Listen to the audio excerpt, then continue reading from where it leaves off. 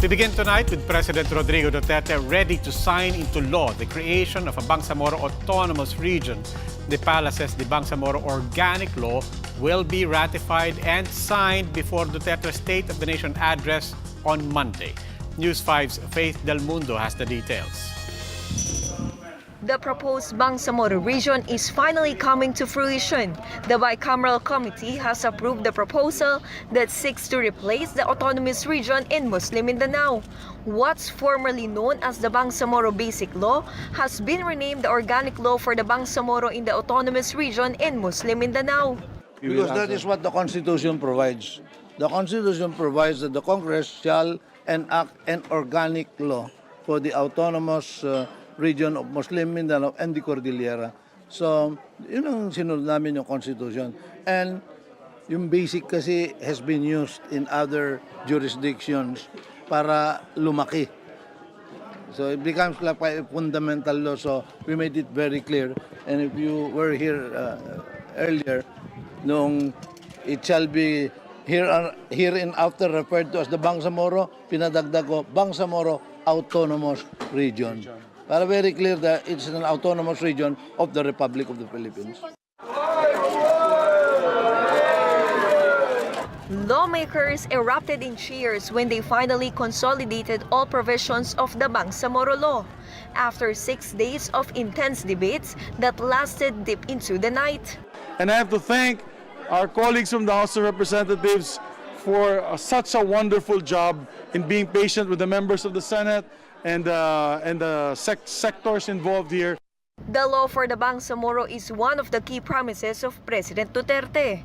A similar proposal had languished in the legislative mill during the previous administration.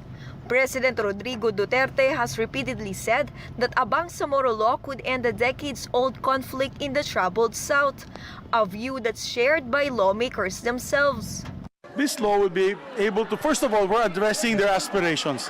The aspirations of our brothers and sisters of the Bangsamoro for self-governance, additional funding to the block grants. So they'll be able to chart now their own path for social services, for health, for education. They can now also convince the extremists not to join extremist groups because there's a new dawn in the Bangsamoro region.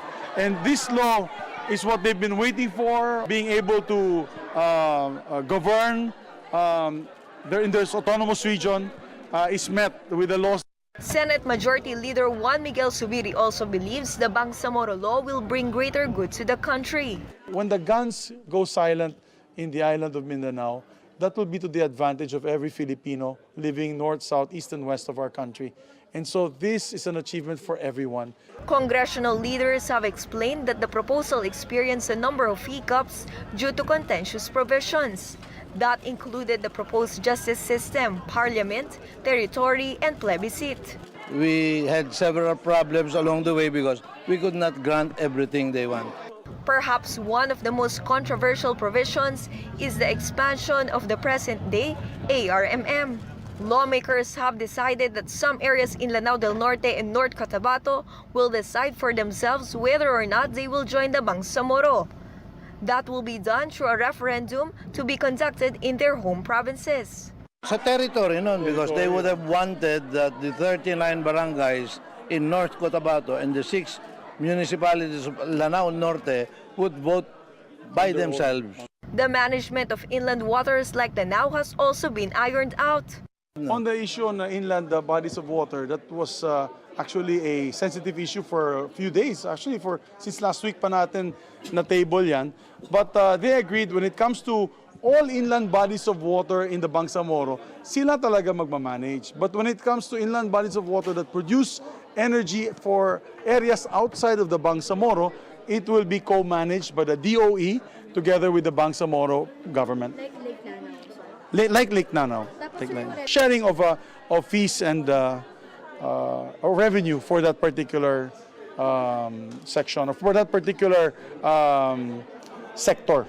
Presidential spokesperson Harry Roque said the president is set to sign the Bangsamoro Organic Law in the morning of Monday before a State of the Nation address at 4 p.m. For News 5, Faith Del Mundo, we are One News.